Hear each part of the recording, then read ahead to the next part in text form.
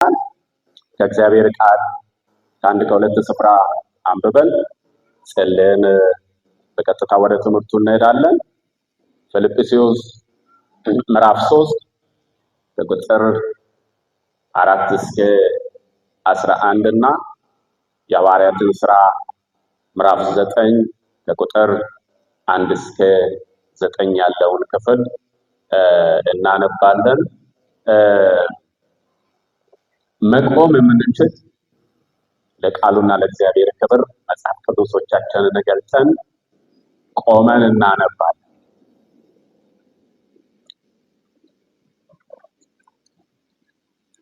ከፊልጵስዩስ መልእክት ምዕራፍ 3 ከቁጥር 4 እስከ 11 ያለውን ክፍል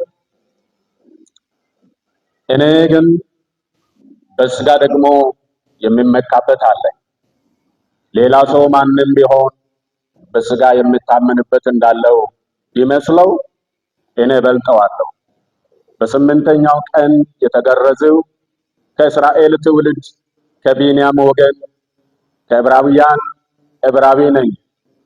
ስለ ሕግ ብትጠይቁ ፈሪሳዊ ነበርሁ።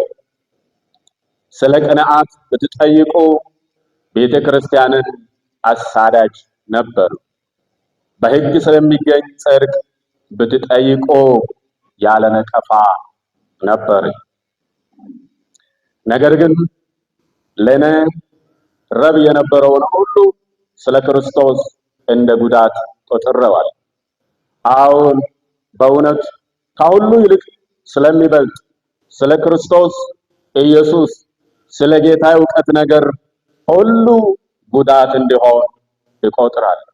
ስለ እርሱ ሁሉን ተጎዳሁ፣ ክርስቶስንም አገኝ ዘንድ በክርስቶስ በማመን ያለው ጽድቅ ማለት በእምነት ከእግዚአብሔር ዘንድ ያለው ጽድቅ እንጂ ከሕግ ለእኔ ያለው ጽድቅ ሳይሆንልኝ በእርሱ ይገኝ ዘንድ ሁሉን እንደ ጉድፍ ይቆጥራል።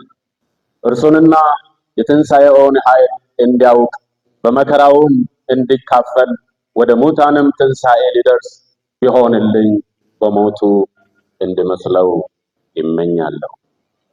የሐዋርያት ሥራ ምዕራፍ 9 ሳውል ግን የጌታን ደቀ መዛሙርት እንዲገድላቸው ገና እየዛተ ወደ ሊቀ ካህናቱ ሄደ። በዚህ መንገድ ያሉትንም ሰዎች ወንዶችንም ሴቶችንም ቢያገኝ እያሰረ ወደ ኢየሩሳሌም ያመጣቸው ዘንድ በደማስቆ ላሉት ምኩራቦች ደብዳቤ ከእርሱ ለመነ። ሲሄድም ወደ ደማስቆ በቀረበ ጊዜ ድንገት በእርሱ ዙሪያ ከሰማይ ብርሃን አንጸባረቀ። በምድርም ላይ ወድቆ ሳለ ሳውል ሳውል ስለምን ታሳድደኛለህ የሚለውን ድምፅ ሰማ። ጌታ ሆይ ማን ነህ አለው። እርሱም አንተ የምታሳድደኝ እኔ ኢየሱስ ነኝ። የመውጊያውን ብረት ብትቃወም ላንተ ይብስብሃል። እየተንቀጠቀጠና እየተደነቀ ጌታ ሆይ ምን አደርግ ዘንድ ትወዳለህ አለ። ጌታም ተነስተህ ወደ ከተማ ግባና ታደርገው ዘንድ የሚያስፈልግህን ይነግሩሃል። ከእርሱም ጋር በመንገድ የሄዱ ሰዎች ድምፁን እየሰሙ ማንን ግን ሳያዩ እንደ ዲዳዎች ቆሙ። ሳውልም ከምድር ተነሳ፣ ዓይኖቹም በተከፈቱ ጊዜ ምንም አላየም። እጁንም ይዘው እየመሩ ወደ ደማስቆ መንገድ አገቡት። ሳያይም 3 ቀን ኖረ፣ አልበላምም አልጠጣም። ያን እናመሰግናለን። በሚኖረን በሁለት ክፍለ ጊዜ እውነተኛ የህይወት ለውጥ በሚል ሐሳብ የእግዚአብሔርን ቃል እንከፋፈላለን። በዚህ ስፍራ የተመለከትነው ሁለቱም ከፊልጵስዩስ መልእክት ምዕራፍ 3 ከቁጥር 4 እስከ 11 እና እንዲሁም ሐዋርያት ሥራ ምዕራፍ 9 ከቁጥር 1 እስከ 9 ያነበብነው ክፍል የሚነግረን ስለ አንድ ሰው ህይወት ከመለወጡ በፊትና ከተለወጠ በኋላ ስለነበረው ሕይወት ይነግረናል እግዚአብሔር ቃል። ዛሬ የኔና የእናንተም ሕይወት የዚህ ሰው ሕይወት ይመስላል። ታሪካችን ሲፈተሽ ወደ ጌታ ከመምጣታችን በፊት የነበረን ሕይወት ምን ይመስላል? ወደ ጌታ ከመጣን በኋላ የምንኖረው የሚገለጥ የማይሰወር የማይከደን ሕይወት አለ። ሕይወት ጠፋ። ሕይወት ተሰጥቶን ሕይወትን የተቀበልን ነን። የተቀበልነው ሕይወት በኃጢአት ምክንያት የጠፋው በኃጢአት ምክንያት ያጣነው እግዚአብሔር ምርኮ አድርጎ የሰጠን የተጎናጸፍነው ይህ የክብር ሕይወት ለሁላችንም ከእግዚአብሔር ምሕረትና ቸርነት የተነሳ ከእግዚአብሔር ጸጋ የተነሳ ያገኘነው ሕይወት ነው። ልንጠብቀው የሚገባ ሕይወት ነው። እንግዲህ ዛሬ በምኖረን በመጀመሪያው ክፍል ላይ የሕይወታችን ጅማሮ የተለወጠንበት ታድሶን ያገኘንበት ከሞት ወደ ሕይወት የተሻገርንበት የሕይወታችን ጅማሮ ምን ይመስላል? ሰው ሕይወቱ ሲለወጥ ሰው ጌታን ሲያገኝ ምን አይነት ሕይወት ይኖረዋል? ያንን ሕይወት እንዴት ይጠብቃል የሚለውን ወይ ያ ሕይወት እንዴት ይገለጣል የሚለውን ቀጣይ ሳምንት ላይ የምንመለከተው ቢሆን እንኳን ዛሬ የሕይወታችንን ጅማሮ የተለወጠን ሰዎች ምን አይነት ሕይወትን ተቀበልን? ያንን ሕይወት ስንቀበል የመጀመሪያ የሕይወታችን ምዕራፍ ምንድን ነው? እውነተኛ ታድሶ እውነተኛ ለውጥ ያገኘ ሕይወት የመጀመሪያው ምዕራፍ በሚል እንመለከታለንና ስለ ለውጥ ስናነሳ ግን ቀደም ብለን አንድ 5 ነጥቦችን ላንሳ። ስለ ሕይወታችን ለውጥ ስናስብ እንድንለወጥ የአምላካችን የእግዚአብሔር ፍቃድና ውሳኔ እንደሆነ ሮሜ ላይ የእግዚአብሔር ቃል ሲነግረን ስለ ሕይወታችን ለውጥ ልጁ በብዙ ወንድሞች መካከል በኩር ይሆን ዘንድ አስቀድሞ ያወቃቸው የልጁን መልክ እንዲመስሉ እግዚአብሔር አስቀድሞ ደግሞ ምን አድርጓል? ወስኗል። ሕይወታችን ኢየሱስ ክርስቶስን የሚመስል እንዲሆን የአምላካችን የእግዚአብሔር ፍቃድ ነው። ከሞት ወደ ሕይወት መሻገር ማለት ነው። እግዚአብሔር ወሰነ። በቀደመው ፍቃዱ በቀደመው ሐሳቡ በዚህ መንገድ ወደ እግዚአብሔር መጣ። እንድንለወጥ የእግዚአብሔር ፍቃድ ነው። እንድንታደስ የእግዚአብሔር ፍቃድ ነው። የተጠራንበት ዓላማ ምንድነው? ልጁን ኢየሱስ ክርስቶስን እንድንመስል ዓላማ። እግዚአብሔር በዚህ ዓላማ አማካኝነት በፍቅሩ ሕይወታችንን እሱን ወደሚመስልበት ደረጃ አመጣው። ምን ማለት ነው? በፍቅሩ በእርሱና በእኛ መካከል የነበረውን ቀንበር ሰበረ። እግዚአብሔር ከራሱ ጋር አስታረቀን። ልጁን ወደምንመስልበት ሕይወት አመጣ። የኛ ፍቃድ አይደለም ወደ እግዚአብሔር ሐሳብ ለመምጣት ድነትን ለማግኘት የእግዚአብሔር ፍቃድ። እግዚአብሔር አስቀድሞ ስላወቀን እግዚአብሔር አስቀድሞ ስለወሰነ ወደ እርሱ ጠራ። ስለዚህ እንድንለወጥ የእግዚአብሔር ፍቃድ የሕይወት ለውጥ እንድናገኝ አድሶ እንድናገኝ። ሁለተኛው ስለ ሕይወት ስናስብ ሌላኛው ማሰብ የሚገባን በእግዚአብሔር የቀደመው እውቀት የታወቀን ሰዎች ነን። በአጋጣሚ አይደለም ወደ ጌታ የመጣን። አስቀድሞ ያወቃቸውን እኔንና እናንተን ጌታ ከመጠራታችን ወደ እርሱ ከመምጣታችን በፊት አውቆ በዚህ መሰረት እግዚአብሔር ምን አደረገ? ጠራን ወደ እርሱ። በቀደመው በአምላካችን በእግዚአብሔር እውቀት የታወቀን ነን። ክብር ለስሙ ይሁን። ማጋኑ ያፋሞምረ ማጋኑ አፈ ወሽውን ከረዲያ ወሻም ሞታ ባኦቴ ባተተ ኤሾን ከሶራንታታና ሃሮምታታ ማጋኑ ባላቲ አፈውን ከረዲያ ማጋኑ እገናመ ማጋኑ አልባ እኪናመራ ማጋኑ ማጋንስ አመራ ማጋኑ ሄአመራ ማጋኑ ወሽውን ከረ ጋላቱ ሱመ ሰራይቶ ሰው አይደለም ያወቀን፣ እግዚአብሔር አምላካችን ነው ያወቀን። የቤተ ክርስቲያን መሪ አይደለም ያወቀን፣ እግዚአብሔር ነው ያወቀን። የምንኖርበት ሕይወት እግዚአብሔር በቀደመው ዕውቀቱ ያወቀው ሕይወት ነው። እንኖር። ስለዚህ በጸጋው የተመረጥን መሆናችንን ማወቅ አለብን። ጸጋው ለሕይወታችን ታድሶን የሰጠ ነውራችን ከሕይወታችን እንደሚወገድ እግዚአብሔር አስቀድሞ ያውቅ ነበር። ከሕይወታችን የተወገደውን ነውር እናውቃለን። ነውረኞች ነበርን።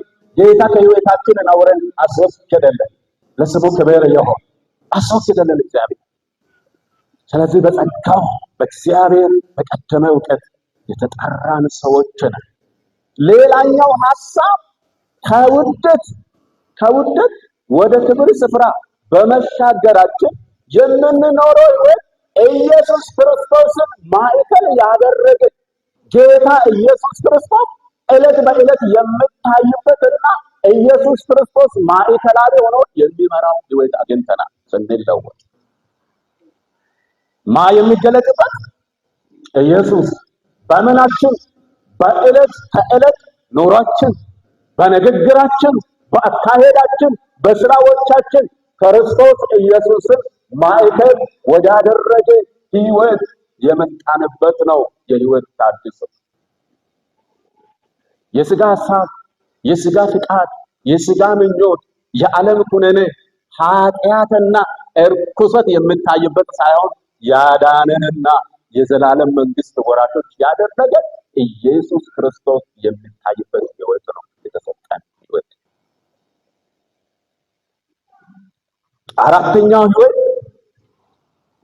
አራተኛው ሐሳብ የተለወጠው ሕይወታችን ግብ አለው።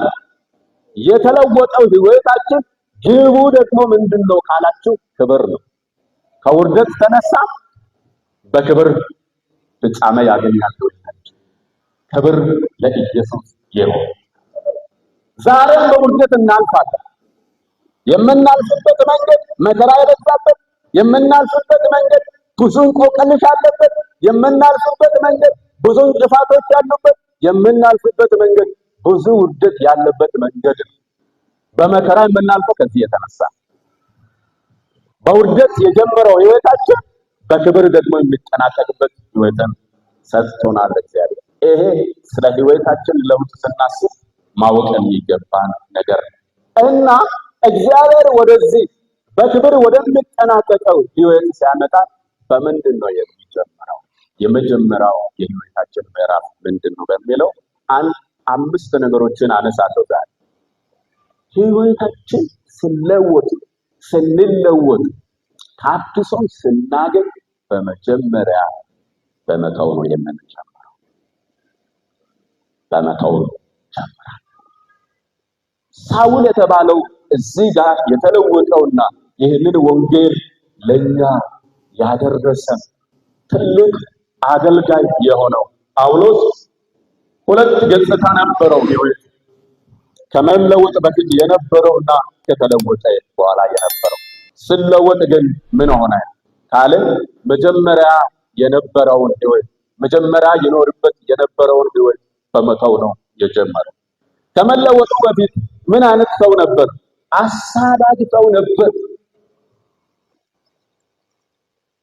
የጳውሎስ የአሳዳጅነት ሕይወቱ ነው የሚገርመኝ።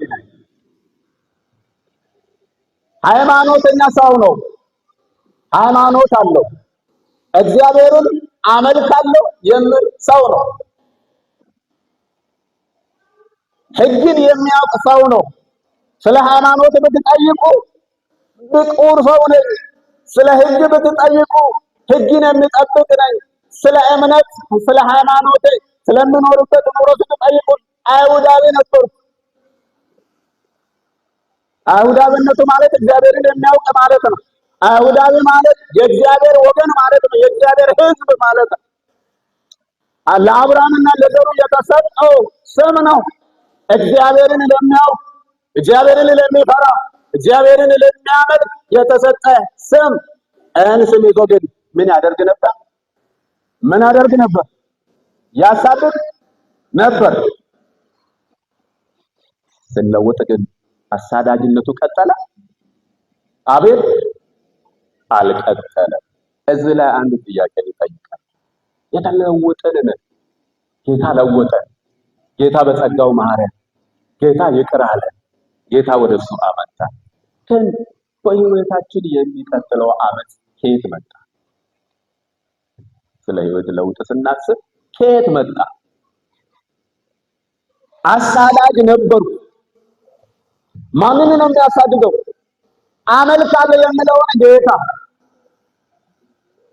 እዚህ ጋር ከንግግሩ ነው የሚገርመኝ። ለምን ታሳድደኛለህ አለው ጌታ ተገናኘው። ለምንድን ነው የምታሳድደኝ? የሚያሳድደኝ ለመሆኑ በዚህ መንገድ ላይ የተገናኘኝ አንተ ማን? አቤት መታወር፣ አቤት አለማወቅ፣ አቤት አምላክ ሳይገለጥ አምላክን አመልካለሁ እያሉ መኖር ምን አይነት ድንቁርና ነው! ለምን ታሳድደኛለህ? በእውኑ የሚያሳድደኝ አንተ ማነህ? የምታሳድደኝ እኔ ሊያድን የመጣው አመልክሃለሁ እያልከህ እኔን ብቻ ሳይሆን በእኔ መንገድ እኔን የሚከተሉትንም የምታሳድድ እኔ ኢየሱስ ነኝ። ስሙ የተባረከ ይሁን። እኔ ኢየሱስ ነኝ የምታሳድደኝ። ዛሬ የብዙዎቻችን ህይወት የአሳዳጅነት ነው። ተለውጠናል። ጌታን አግኝተናል። ጌታ ለውጦናል። ኑሯችን ግን ጌታንና ክብሩን ከቤታችን የሚያሳድድ ያሳድዳል። የጌታ ክብር በቤታችን እንዳይገለጥ፣ የጌታ ክብር በኑሯችን እንዳይገለጥ በእኔና በእናንተ ምክንያት የተሰናከሉ ስንቶች ናቸው የሚሰደዱ። እንደ ጳውሎስ ጦር ይዘን እንደ ጳውሎስ አለንጋ ይዘን ባናሳድድ እንኳን ከህይወታችን ድካም የተነሳ የተቆረጠው የተነቀለው የአመራራ ስር እንደገና በህይወታችን እየበቀለ የምናሳድድ ስንቶች ነን። እና የተለወጠ ሰው ይተዋል ምኑን? የቀደመውን ህይወቱ፣ ምንን? የቀደመውን ድካሙ፣ ምንን? የቀደመውን ውድቀቱ፣ ምንን? የቀደመውን ማሰናከያ የሚሆንበትን ህይወትና መንገድ ይተዋል። ምን የሆነ የተለወጠ ሰው። እስራታችሁን ጠይቁ። ምን ይሆን ያልተቆረጠ ዛሬ በህይወታችን ሌሎች ከኛ ህይወት እንድርቁና እንድትጥፉ ያደረገ ያ ጠይቁ። ህይወታችሁ ዛሬ በአደባባይ ደረታችንን ነፍተን የጌታን ነገር ለመናገር አቅም ያጣንበት ህይወታችን ጌታን የሚያሳድድ አምላኪዎች ነን፣ ስሙን የምንጠራ ነን፣ አገልጋዮች ነን። ኑሯችን ግን ጌታ ከህይወታችን ርቆ እንዲኖር የሚያደርግ ህይወታችን ግን ሌሎች ወደ ጌታ እንዳይጠጉ የሚያደርግ የተቆረጠው የመራራ ስር እንደገና በህይወታችን እየበቀለ እግዚአብሔር ይህን መራራ ስር ይንቀለው ከህይወታችን። ጳውሎስ ምን አለው? መተውን የምናረጋግጥበት ጌታ አንተ ማን ካለ በኋላ እርሱም አንተ የምታሳድደኝ እኔ ኢየሱስ ነኝ አለ። ከዛ የመውጊያውን ምሕረት ብትቃወም ላንተ ብስብሃል አለው። እየተቀጠቀጠና እየተደነቀ አሁን አንተ አገኘህ፣ አሁን ካንተ ጋር ተገናኝ። ከዚህ በኋላ በዚህ ዓመት መንገድ አልቀጥልም። አደርገው ዘንድ እንድኖርበት የምትፈልገው ህይወት ጌታ ስሙ ለዘላለም የተባረከ ይሁን።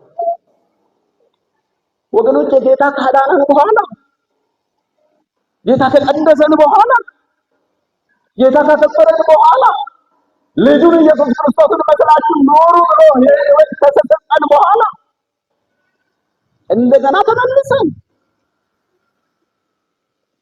ዛሬ የእያንዳንዳችን ቤትና ህይወት ጓዳ ቢፈተሽ ጌታ በእኛ ህይወት ክብሩን ይገልጣል አለ ወይ? ጌታ ያዳነን ጌታ በእኔና በእናንተ ህይወት በጓዳችን ጠርተን ጌታ ይሰማናል።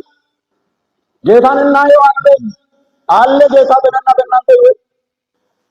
የተቆረጠው መራራ ስር እንደገና እየበቀለ ጌታ እንዴት በህይወታችን ይታያል?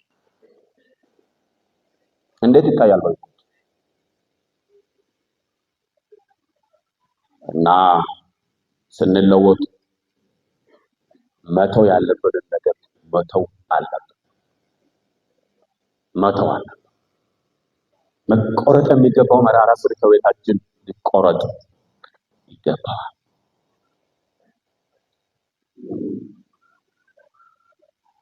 የራስን መንገድ፣ የራስን ምኞት፣ ትምክትን ትተን ኢየሱስ ክርስቶስን ማዕከል ወዳደረገ ሕይወት ነው። ጌታ ወደ እርሱ የሚመጡትን ደቀ መዛሙርትን እንዲህ ይል ነበር። ራሱን ምን አደረገ? የካደ መስቀሉን ተሸክሞ ምን ያደርግ? ይከተላል። ራሱን ምን ያደረገ? ራስን መካድ ግን እንዴት ይቻላል? ራሱን ምን ያደረገ? የካደ። ምን ማለት ነው ራስን የካደ? ከዚህ በፊት ይኖርበት የነበረውን ሕይወት፣ በሕይወቱ ላይ ይሰለጥን የነበረውን ኃይል፣ የጨለማውን ተጽዕኖ፣ የሚመካበትን ትምክህቱን፣ እውቀት ሊሆን ይችላል፣ ትዳር ሊሆን ይችላል፣ ገንዘብ ሊሆን ይችላል፣ ስልጣን ሊሆን ይችላል፣ ብቻ ማንኛውም ነገር ይሆን ከእግዚአብሔር ያልተቀበልነው፣ አንዳንድ ጊዜ ከእግዚአብሔርም ተቀብለን ከእግዚአብሔር እንደተቀበልን የማናውቀው ሕይወታችን ግን የሌላው ማሰናከያ፣ ሕይወታችን ግን የአመፅና የርኩሰት መንገድ የሆነ ነገር እሱን መተው። አንዳንዶቻችን አመል ያስቸግረናል። አመል ይሄ የአፍ አመል አለ አይደል? ትላንት ተሳዳቢዎች ነበርን፣ ዛሬም ተሳዳቢዎች። ትላንት እንዋሽ ነበር፣ ዛሬም ምን እናደርጋለን? እንዋሻለን። ትላንት ከአመንዝራ ሕይወት እግዚአብሔር ወደዚህ ወደ ቅድስና ሕይወት ጠራ፣ ዛሬም አለ። እንደው አመንዝራነት ዝሙት መፈጸም ባይሆንም እንኳን ምኞት አለ በስጋችን። የእግዚአብሔርን ክብር የጌታን ሕልውና ሕይወታችን የሚያርቅ እሱን ነው መተው ያለብን። እሱ ነው የተቆረጠልን። ቆረጠው ጌታ በመስቀሉ ኃይል። ክብር ለስሙ ይሁን። ቆረጠው። የቆረጠው ነገር ግን የተቆረጠ የተነቀለ ነገር እንደገና ግን ይበቅላል። ካልጠበቀ እንደገና ይበቅላል። አንዳንድ ጊዜ የሚሰማው በጣም የሚያስደነግጠኝ ነገር አለ። ከእንትና የተነሳ ቸርች ትቻለን ብሎ ወገኖች አሉ። ከእንትና የተነሳ ከየከለ የተነሳ ከየከሊት የተነሳ እሱን እያየሁ እንዴት ጌታን አመልካለሁ? መቼም ይሄ አባባል ትክክል ባይሆንም ግን ሕይወታችን የአንዳችን ለሌላችን ማሰናከያ ሆነ። መቼም እኛ ሰውን እያየን የምናመልክ ባንሆንም እንኳን እኔ ማሰናከያ የሚሆንበት ሰው ካለ እንዴት ነው ጌታ በእኔ ሕይወት የሚገለጥ? የኔ ሕይወት ለሌላው ማሰናከያ የሚሆን ከሆነ እንዴት በጌታ ቤት መኖር ይችላል? የኔ አካሄድ ማሰናከያ የሚሆንበት ከሆነ እንዴት በጌታ ቤት ማገልገል ይችላል? መቆም ይችላል? በመታው ምን ሆነ ወገኖች? ጌታ የቆረጠልን እንደገና ዛሬ በሕይወታችን እየተገለጠ ያለ እግዚአብሔር ትላንት ያስወገደው ዛሬ ተመልሶ እየተገዳደረን ያለ ቀንበር ምን ሆነ? እግዚአብሔር በቃሉ ስልጣን ይስበረው። ማታ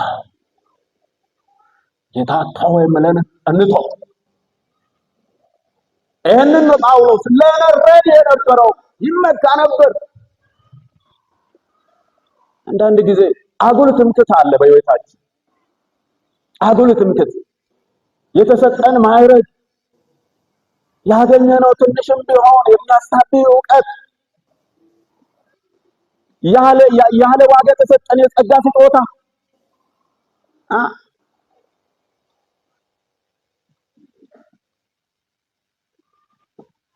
መጸለይ ሁሉ እኮ አቅቶናል። አሁን በዚህ ሰዓት ወደ ተሆነው ነገር ስለምንመለስ ወደ ኋላ ስለምንሄድ መጸለይ ሁሉ አቅቶናል። ተንበርክከን በጌታ ፊት ተንበርክከን መፈወስ ተስኖናል። እንደገና ወደ ቀደመው ሕይወት ስለምንመለስ ማታው ሁለተኛ የሕይወት ለውጥ ጅማሬ የመጀመሪያው ምዕራፍ ሁለተኛው ነገር ምንድነው? የአእምሮና የልብ ታድሶ ማግኘት ነው። ስንለወጥ አስተሳሰባችን ይለወጣል። ሮሜ 12 ምዕራፍ 12 ቁጥር 1 እስከ 2 አስተሳሰባችን ይለወጣል። በትላንቱ መንገድ አናስብም፣ በትላንቱ መንገድ አንመኝም። ምኞታችን ይቀየራል። በትላንት መንገድ አናቅድም፣ በትላንት መንገድ አንፈቅድም። ፍቃዳችን የትላንት መንገድ አይሆንም። አእምሮ ካልታደሰ ጌታን መስማት አይችልም ሰው። ጌታን እንድንሰማ አእምሯችን መታደስ አለበት። አንዳንድ ጊዜ አስተሳሰባችን የተበላሸ ነው። በዓለም ነገር ተሞልተን የጌታ ነገር ገብቶ የሚቀመጥበት ስፍራ የለውም። አእምሯችን የተሞላ ነው በዓለም ነገር። ስለ ጌታ ብንጠየቅ የምንናገረው አንድ አረፍተ ነገር ይጠፋል ከልባችን ከአእምሯችን። ለምን? ውስጣችንን የሞላው ሌላ ነገር።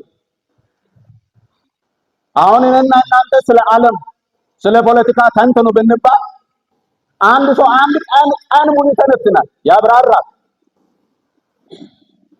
ስለ ጌታ ስለ እግዚአብሔር ቃል አንድ ጥቅስ ብንጠየቅ እንኳንስ ጥቅሱን ልንናገር ጠዋት ምንድን ነው የተሰበከው? ማን ነው ሰበከው ሲባል አቤት እሳት የሚያወርድ ያገልጋል እንትና አቤት ስብከቱ ዛሬ ያለው ሞገስ ምን ተናገር? ምን ይሆን ጥቅሱ? ጥቅሱን እንኳን ምን ይሆን ሌላ ነገር ነው አይሞላው። የአእምሮ ታድሶ ስላላገኘ ታድሶን ሰጥቶናል ጌታ፣ ግን ተመልሰን በሌላ ነገር እንሞላለን። ምኞታችን ክፉ ሆነ። የታደሰው ልባችን እንደገና በሌላ ነገር ሲሞላ የልብ ሐሳብና ፈቃዳችን መንገዳችን ጠማማ ሆነ፣ የተበላሸ ሆነ። ጳውሎስ ግን ከተለወጠ በኋላ አእምሮው ታደሰ፣ ልቡ ታደሰ፣ ሕይወቱ ታደሰ። በትላንት መንገድ የሚሄድ ሰው አልነበር። በትላንት አስተሳሰብ የሚያስብ አልነበር። አንዳንድ ጊዜ እኔ የሚገርመኝ ነገር ስለ አንዳንድ ወገኖች ሲጠይቁ እሷ ይላሉ እሱ የዛሬ ስንት ዓመት የሰራብኝ የዛሬ ስንት ዓመት ያነ እሱ በእኔ የሰራው ጌታ ብቻ ያነ አለፈ። ያነ አለፈ። ታርቀን ይቅር ተባብለን እግዚአብሔር ይቅር በልህ እግዚአብሔር ይቅር በልሽ ተባብለን አእምሯችን፣ መንፈሳችን፣ ልባችን ተፈወሰ ብለን እንደገና ከስንት ዘመን በኋላ እንትና እሱ እኮ ድሮም ሳቶ ድሮም አያችሁ ታድሶ ያገኘው እንደገና ይባላል። ትላንት ስለ ጌታ ቤት የነበረን ቅራት፣ ስለ ጌታ ቤት የምናስበው፣ ስለ አገልጋይ ያለን አመለካከት፣ ስለ ወንድሞችና ስለ እህቶቻችን ያለን አመለካከት እሱ ተበላሽቶ ዛሬ በጭንቅ፣ ዛሬ በቁርሾ፣ ዛሬ በጥላቻ፣ ዛሬ በአድማ፣ ዛሬ አንዱ ለሌላ ወጥመድ በማነው ታድሶ ያገኘው እንደገና። አንዳንድ ጊዜ ነው በጌታ ቤት ቁጭ ብለን በጌታ ፊት ቁጭ ብለን ራሱ የምናስበው ሐሳብ የተበላሸ ይመስላል። ቁጭ ብለን በእግዚአብሔር ፊት ወገኖቼ ጌታ ያደሰውን አእምሯችሁን አታበላሹ። የማይገባውን ነገር ከቤታችን እናስወግድ። ይቆረጥ፣ ሲወጣ ከቤታችን ከውስጣችን።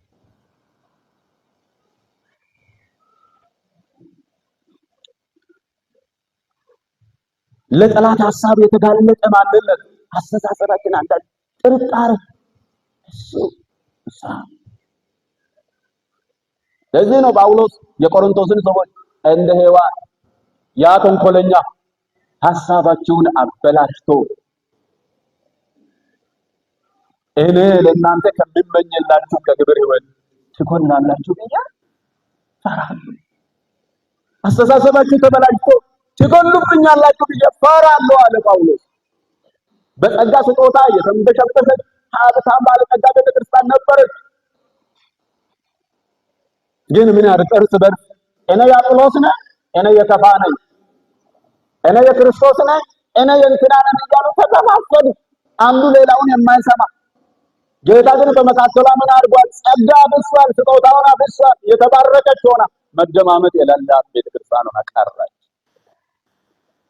አንድ ጥያቄ ቢጠይቅ በባልና በሚስት መካከል እንኳን ዛሬ እስቲ እንስበረው ወይ የፍቅር ሕይወት የሌላችሁ አንዳችሁ በሌላችሁ ላይ እርሱ እኔ በዘመኑ ሲበድለኝ ኖሯል፣ እሷ እኔ በዘመኗ ስትበድለኝ ኖራለች። እሷን ጌታ ይላል፣ እሱን ጌታ ይልህ የምትሉ ካላችሁ በእኔና በሱ መካከል በእኔና በሷ መካከል እግዚአብሔር ይፍረድ የምትሉ እግዚአብሔር ፈርዶ ነፃ ወጣ። እግዚአብሔር ሌላ ፍርድ አይፈርድም። እግዚአብሔር ፍርዱ ምንድነው? ምራችኋለሁ፣ በደላችሁን ኩነናችሁን ይቅር ብያለሁ ብሏል። እስቲ ይቅር ተባባል። እግዚአብሔር አምላክ ይፈውስ። እግዚአብሔር አምላክ ይፈውስ። አንዱ እግዚአብሔር በመካከላችን ለሚሰራው ስራ እንቅፋት የሚሆነው ይሄ ነው፣ የአስተሳሰብ መበላሸት። ኃጢአትን ሊሸከም የማይችል ኃጢአትን የሚጠየፍ አእምሮና ልብ ሊኖረን ይገባል። ሶስተኛው የጳውሎስ ወይም የሳውል የህይወት ጅማሮ ምንድነው ብለን ካለን በመንፈስ ቅዱስ ኃይልና ሙላት የተጀመረ መንፈስ ቅዱስ ወደ ህይወቱ መጣ። በህይወቱ አዲስ ምዕራፍ እንዲጀመር፣ ያ ህይወት የሚቀጥል ህይወት እንዲሆን፣ ያ ህይወት የታድሶ ህይወት እንዲሆን፣ ያ ህይወት የክብር ህይወት እንዲሆን፣ ያ ህይወት የኢየሱስ ክርስቶስን ክብር የሚሸከም ህይወት እንዲሆን በመንፈስ ቅዱስ ኃይል ተሞላ። ለስሙ ክብር ይሁን። ሐዋርያት ምዕራፍ 9 ቁጥር 17 ላይ እናንብብ። እንዲህ ነው የሚለው፣ ሐናንያም ሄዶ ወደ ቤቱ ገባ፣ እጁንም ጭኖበት ወንድም ሳውል ሆይ ጌታ እርሱ በመጣህበት መንገድ የታየ ኢየሱስ ነው። የዓመፅን መንገድ ስትከተል ነበር። ከዛ መንገድ ሊያስጥልህ አዳኙ ኢየሱስ፣ የህይወትን መንገድ የሚቀይር ኢየሱስ፣ እሱ በመንገድ ምን አደረገ? ተገናኘ። ከዛ ቀጥሎ ምንድን ነው የሚለው? ኢየሱስ ነው ካለ በኋላ ደግሞ ታይ ዘንድ ከዕውርነት ይወጣ ዘንድ ይቀጥልና ምን አለ? መንፈስ ቅዱስ ይሞላብህ ዘንድ ምን አደረገኝ? ላከኝ። ምን ይሞላብህ ዘንድ? መንፈስ ቅዱስ። ዓመፅ ወንቶበት ነበር በህይወቱ፣ ዓመፅ ነግሶ ነበር በህይወቱ። ዛሬ ግን ምን ይሞላብህ ዘንድ? መንፈስ ቅዱስ ይሞላብህ ዘንድ። ለምን ካላችሁ መንፈስ ቅዱስ ካልለወጠው፣ መንፈስ ቅዱስ ካልነካው፣ በመንፈስ ቅዱስ ታድሶን ካላገኘ ሐዋርያው ወደ ኋላ ግን የመመለስ እድልም ሊሆነው ነበር። ድካም ሲገጥመው ከድካሙ የመውጣትን አቅም ያጣ ነበር። ቅድም ወደ ወጣበት ትላንት ወደ ተበላሸበት ትላንት በርኩሰት፣ ትላንት በምኞት፣ ትላንት በአመፅ፣ ትላንት በነፍስ ግድያ፣ ትላንት በአሳዳጅነት ይኖርበት ወደ ነበረው መንገድ የመመለስ እድል ይኖረው ነበር። ጌታ ግን ቆረጠው። በምን? በመንፈስ ቅዱስ ኃይል። መንፈስ ቅዱስ ምን ያደርግ ዘንድ? ይሞላብህ ዘንድ። ሁለት ነገሮችን እናያለን እዚህ ላይ። የመንፈስ ቅዱስ ኃይል ምን ያደርጋል ካላችሁ ከህይወታችን ስንፍናን ያስወግዳል። በመንፈስ ቅዱስ ኃይል ሲሞሉ ሰዎች እረፍት አይሰጡም ለነፍሳቸው። ለአምልኮ ስንፍና አያሳዩ። በአምልኳቸው ሰነፎች አይሆኑ። በአገልግሎት ትጉዎች ይሆናል። ለጸሎት ትጉዎች ይሆናል። ለቃል ጥናት፣ ለቃል ትምህርት ትጉዎች ይሆናል። በቅድስና ህይወት የበረቱ ይሆናል። አሁን እኮ 5-10 ደቂቃ ተንበርክከን መጸለይ አለብን። ጸሎትን የሚያቀጣጥል ኃይል የለማ። ለጸሎት እንድንነቃቃ ልባችንን የሚያነሳሳ ኃይል የለማ። አገልግሎታችን የምን አገልግሎት ሆናል? ከመድረክ እንትና ለምን ጠፋ፣ ከመድረክ ለምን እንትና ጠፋች እንዳንባል ብቻ ከውስጥ ያለ ሆነ የእግዚአብሔር ኃይል የማይገለጥበት አገልግሎት። በዝማሬዎቻችን የጌታ ክብርና ክንድ እንዲገለጥ፣ በስብከቶቻችን የጌታ ክብርና ኃይል እንዲገለጥ፣ የቃሉ መገለጥ እንዲኖር የመንፈስ ቅዱስ ሙላት አስፈላጊ ነው። ሁለተኛው የመንፈስ ቅዱስ ኃይል በቤታችን የሚሰራው ነገር ምንድነው? ግብዝነትን ያስወግድና የትህትናን መንፈስ ያጎናጽፈናል። የመንፈስ ቅዱስ ኃይል ግብዞች አይሆኑም። ምን ማለት ነው? ያልኖርንበትን ኖረናል ብለን አንናገር። እውነትን እውነት ነው፣ እውነት ያልሆነውን እውነት አይደለም ብለን የመናገር ብቃት እናገኛለን። ጳውሎስ ግብዝ ነበር። ጌታን ሳያውቅ በጌታ መንገድ ያሉትን እያሳደደ ጽድቅ አለኝ ይላል። የአባቶች የምን ጽድቅ? የኩነኔ ጽድቅ። ሕግን በመጠበቅ የኖርኩ ሰው ነኝ፣ አይሁዳዊ ነኝ፣ ፈሪሳዊ ነኝ፣ እንዲህ ነኝ፣ የተማርኩ ሰው ነኝ፣ የከበርኩ ሰው ነኝ፣ አንቱታን አገኘው ሰው ነኝ ባይ ነው። ጳውሎስን ማን ነክቶት ያውቃል? ማን ደፍሮ ነክቶት ያውቃል? በመንፈስ ቅዱስ ኃይል ከተነካ በኋላ የሚወርቅ ሰው ሆነ። ክብር ለስሙ ይሁን። የእንባ ሰው ሆነ። ሲሰደድ የሚሰደድ፣ አሳዳጅ የነበረ ተሳዳጅ፣ ተሳዳቢ የነበረ የሚሰደድ፣ ጥጋበኛ የነበረ የሚራብ፣ መከራን የሚያደርስ ነበር፣ መከራን የሚሸከም በህይወቱ ላይ ኢየሱስ ክርስቶስ ብቻ። ዛሬ እኛ እንደው አሁን በወንጌሎች ነን ማለት እንደው ጴንጤቆስጣዊ ሰዎች ነን።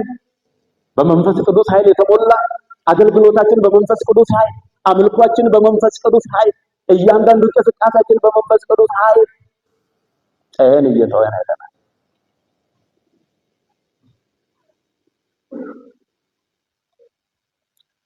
አምስተኛው ነገር በመኖር ይጀምራል። ይሄ ታድሶን ያገኘው አዲሱ ህይወት መኖር። ካልኖርን ህይወታችን ወደ መጀመሪያው ይመለሳል። እዚህ ጋር የሚገርመኝ ነገር የጳውሎስ ለውጥ እጅግ አስደናቂ ለውጥ ነው። የህይወት ለውጥ። አይኑ ታወረ።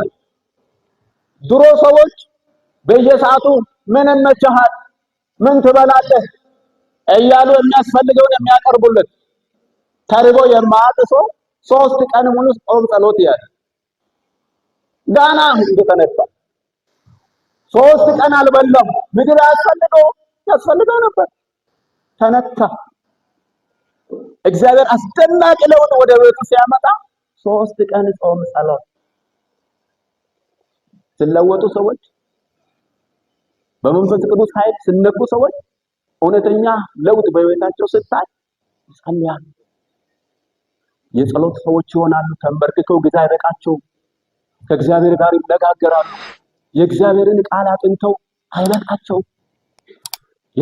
ነፍሳቸው ሁል ጊዜ የእግዚአብሔርን ቃል ትራባል። የእግዚአብሔር ቃል የጥንቆላ መጽሐፍ አይደለም። የእግዚአብሔር ቃል የህይወት መጽሐፍ ነው። ክብር ለስሙ ይሁን። ስንቶቻችን የእግዚአብሔርን ቃል ገልጠን እናነባለን?